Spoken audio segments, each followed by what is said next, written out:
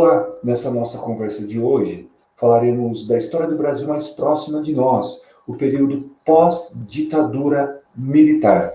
Entre 1964 até 1985, o Brasil viveu um período da sua história conhecido como o momento da ditadura militar.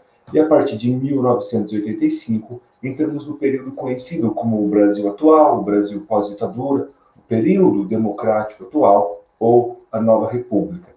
E deste momento, que começa a partir de 1985, essa nossa conversa vai até 2010, ou seja, falaremos do governo de José Sarney até o governo de Lula. As eleições diretas para a presidência da República não voltam em 1985, mas só em 1989. E naquele momento teremos dois candidatos com maior força que chegam ao segundo turno, Lula e Collor. E nesse momento, então, em 1989, teremos a eleição de Collor para a presidência do Brasil. Em 1994, teremos uma eleição que terá Fernando Henrique Cardoso e Lula como os principais candidatos. Fernando Henrique será eleito em primeiro turno. A mesma situação acontece em 1998, quando Fernando Henrique consegue a reeleição. Em 2002, Lula será eleito presidente da República numa disputa de segundo turno com José Serra, e em 2006 haverá a reeleição de Lula, novamente segundo turno, dessa vez contra Geraldo Alckmin. Vamos então trabalhar os acontecimentos, alguns acontecimentos desses governos a partir de José Sarney até os anos da presidência de Lula. Sarney vinha de um histórico, ao assumir a presidência, de relações muito próximas com a Arena, com o Partido dos Militares durante a ditadura, e com o PDS, o partido que surge no fim da ditadura, mas que tem aproximações ainda com os militares. E, entre outras coisas, Sarney havia se oposto à campanha das diretas já, que propunha que as eleições devessem acontecer de forma direta, já em 1984, 1985.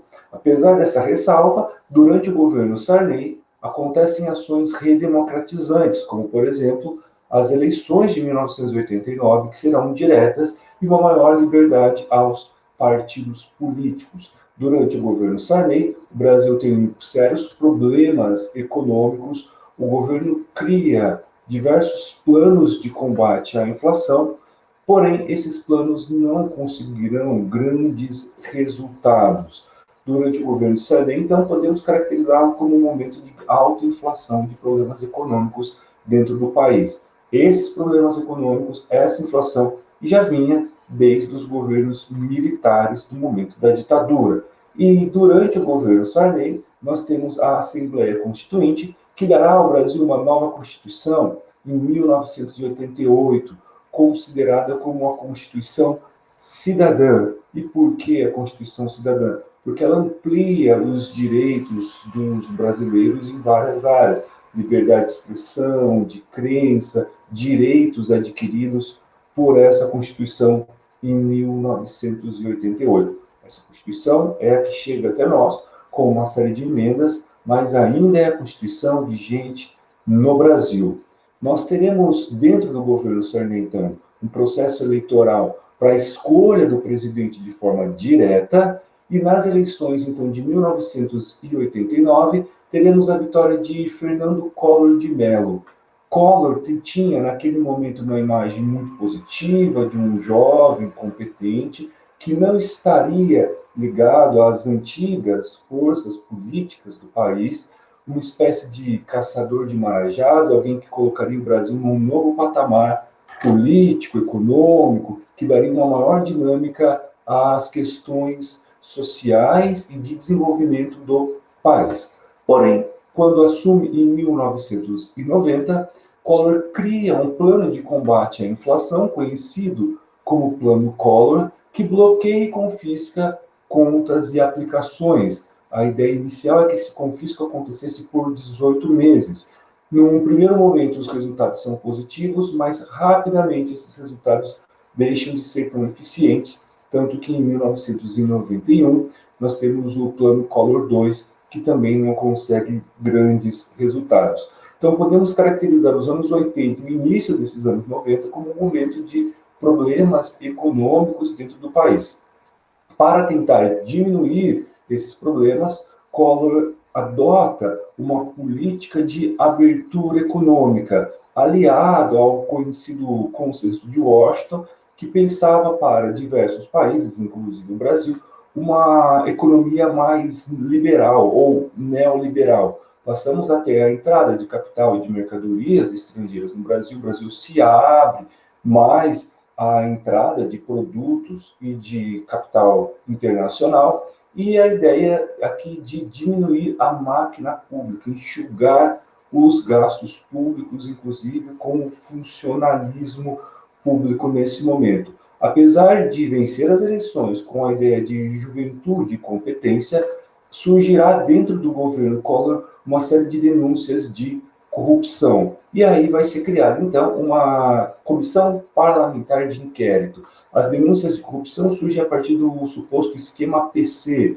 Paulo César Farias, alguém muito próximo do presidente, e desde o momento da campanha ali, tentando fazer articulações para Collor, a denúncia que surge trará, entre outras acusações, a de lavagem de dinheiro e de tráfico de influência. A tentativa, então, do governo de conseguir ganhos através desse esquema Paulo César Farias.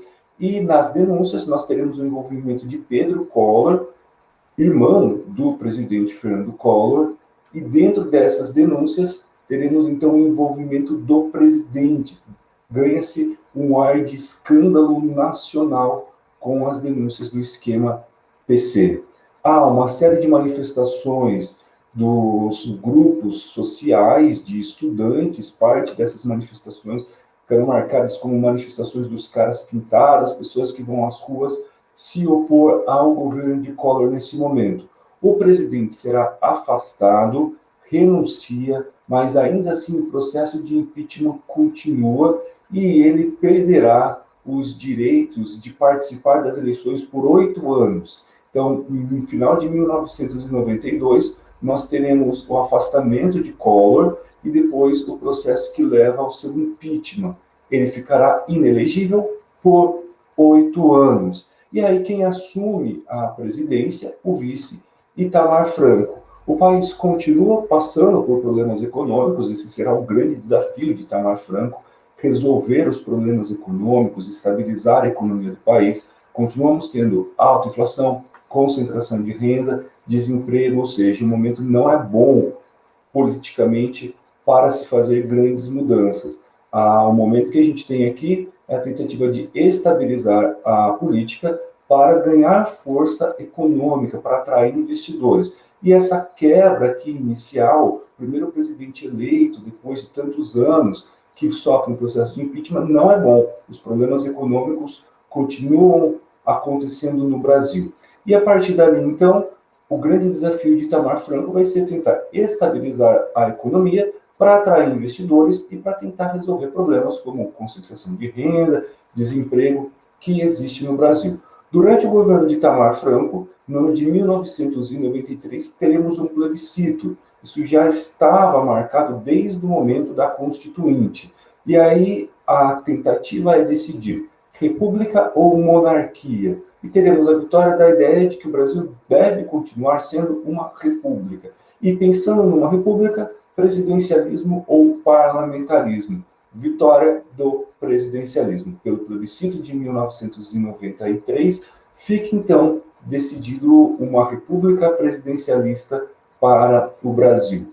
E entre os acontecimentos do governo de Itamar Franco, o mais importante deles será a criação do Plano Real, a tentativa de combater a inflação, criando uma nova moeda e trazendo uma estabilidade econômica. O grande nome do Plano Real será Fernando Henrique Cardoso, ministro da Fazenda em parte do governo de Itamar Franco, porém, quando do lançamento da moeda real, em 1º de julho de 1994, nós já teremos Fernando Henrique se afastando do Ministério da Fazenda para concorrer às eleições. Então, o lançamento do Plano Real, o momento em que a economia se estabilize e a inflação fica controlada, ali nós teremos o carro-chefe para que Fernando Henrique Cardoso concorra às eleições de 1994. Há uma série de denúncias de corrupção ao governo Itamar Franco, mas nada que desestabilize perante esses avanços que acontecem, como, por exemplo, o lançamento do Plano Real. E o governo de Fernando Henrique, então, terá como sua grande propaganda política a estabilidade econômica, o Plano Real sendo seu carro-chefe. A inflação fica controlada nesse momento no Brasil, o que é algo que atrai investidores e que traz internamente um momento de uma certa tranquilidade. E durante o governo de Fernando Henrique Cardoso teremos a aprovação da reeleição. No seu primeiro governo, a aprovação da emenda constitucional de reeleição, e ele poderá concorrer às eleições, como nós já vimos, concorre e vence as eleições de 1998. Uma característica que marca o governo de Fernando Henrique será as privatizações que acontecem nesse momento. Temos a entrada de capital produtivo, mas também de capital especulativo no país durante o governo de Fernando Henrique Cardoso. E nesse momento das privatizações, qual é o papel que caberia ao Estado? O Estado ficaria com o papel de ser o regulador, o fiscalizador dessas empresas que agora têm uma série de serviços à disposição que antes estavam nas mãos do Estado. Durante o governo de Fernando Henrique, há uma entrada de capital, então, nesse momento pelas privatizações, mas também nós temos os empréstimos internacionais. Temos uma estabilidade política, apesar de algumas denúncias ali de que Fernando Henrique estaria envolvido em processos de corrupção. Há um momento de estabilidade política dentro do país, mas problemas sociais, como o desemprego e as desigualdades, permanecem em alta. Embora consiga ser reeleito, Fernando Henrique, então, governa o Brasil por 8 anos seguidos, ele não consegue deixar um herdeiro político, ou seja, após 8 anos de governo do PSDB, nós teremos a vitória do PT, que naquele momento aparece como o principal partido de oposição ao governo. Em 2002, após 8 anos de governo de Fernando Henrique, nós teremos então um partido que é oposto ao seu governo, assumindo o país com a vitória de Luiz Inácio Lula da Silva, que governa o Brasil a partir de 2003. Então, 2003, o início do governo Lula, marca um momento de PT e de Lula não tão radicais como já haviam sido em outros momentos. Dá uma olhada aqui nesse trechinho do livro de Carlos Fico, História do Brasil Contemporâneo, falando sobre o momento em que Lula assume o controle do país, ou do processo em que leva a vitória de Lula para se tornar presidente da República. Lula chegou ao poder depois de abrir mão das posições radicais do PT, sobretudo em relação à economia, o que fez por meio de um documento intitulado Carta ao Povo Brasileiro. Os principais líderes do PT resolveram ser pragmáticos.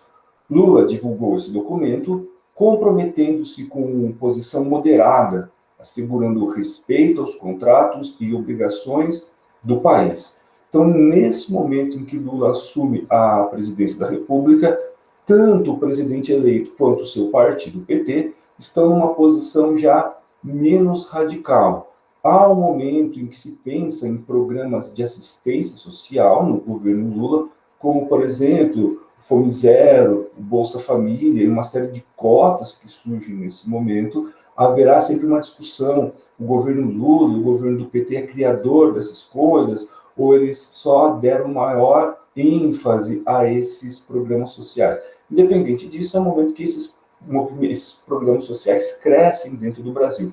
E continuamos com uma certa estabilidade econômica.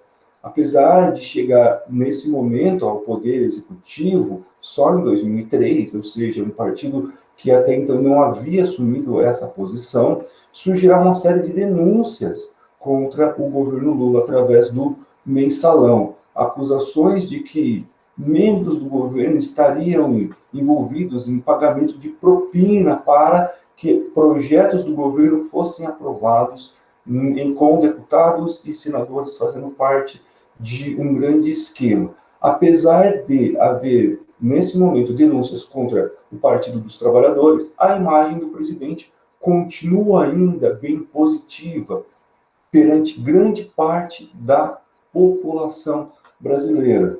E nós teremos, nesse momento do governo Lula, a ampliação das relações econômicas, a tentativa de fugir de relações muito fortes com países ricos e relações fracas com outros grupos de países. Então, a tentativa de fortalecer o Mercosul, de fortalecer, por exemplo, relações com Índia, com países da África, a ampliação das relações econômicas do país. Há, dentro do governo Lula, a criação do Programa de Aceleração do Crescimento, conhecido como PAC. Nós teremos, então, o investimento do governo em obras públicas para dar uma maior dinâmica à economia do país nesse momento, e diferente do que acontece com o governo de Fernando Henrique, que consegue ser reeleito, mas não consegue deixar o PSDB ainda no poder após o seu governo, Lula consegue ser reeleito e consegue dar uma continuidade do PT como o partido que tem o poder executivo nacional, o partido que tem a presidência da República após os seus 8 anos de governo. Nós teremos em 2010 a eleição de Dilma Rousseff.